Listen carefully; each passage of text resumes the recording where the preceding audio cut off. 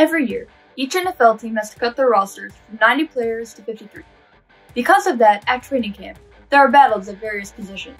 Here are my top 5 position battles for the Green Bay Packers heading into training camp this season.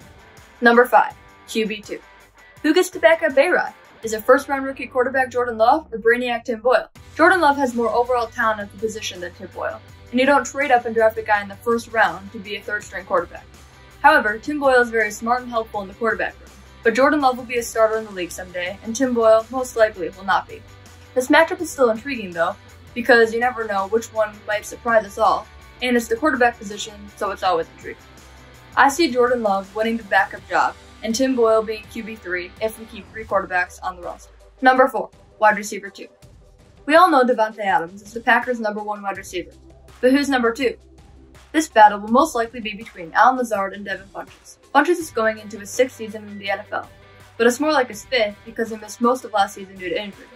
He's tall, long, and has a pretty nice vertical, which makes him a potential matchup problem in the red zone. However, Lazard knows Rodgers better, is younger and healthier, and because of this crazy offseason, he's developed that trust, chemistry, and communication with Rodgers. Going into training camp, my money's on Lazard for wide receiver 2. Number 3, the last wide receiver spot. If Davante Adams is number 1, Lazard and Funchess are 2 and 3, what about the rest? 12 has always been a huge fan and supporter of Jake Kumerow, and Matt has mentioned several times he wants to get him more involved. Not only is he talented at receiving, but he's a fantastic blocking wide receiver as well, which is critical in Matt's offense. I think Kumerow gets the 4th spot.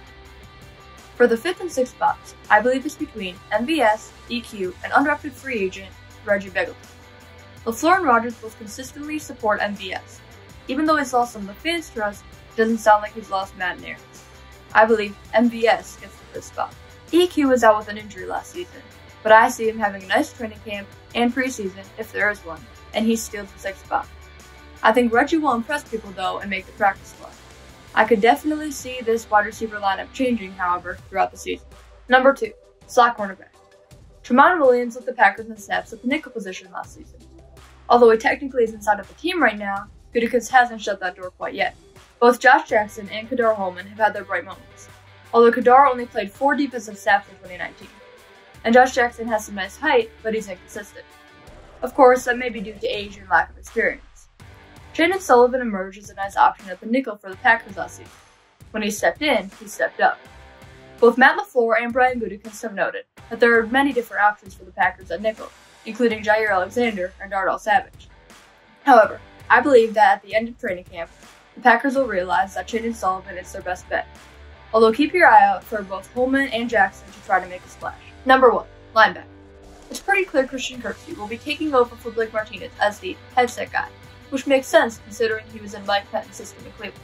However, I believe the competition between Oren Burks and Ty Summers at linebacker is a fascinating one and a very close competition. I think it is Burks' job to lose, but he has been dealing with injuries. But when he is healthy and playing, he shows his smarts and athleticism. Summers impressed many during the preseason last year, so even if he doesn't win the job at training camp, I believe he can win it further down the road. Either way, Pettine runs a 3-4 defensive system, usually, so both should get plenty of playing time this season. So those are my top 5 position battles for the Green Bay Packers training camp this season. Thank you for watching, and go Pack Go!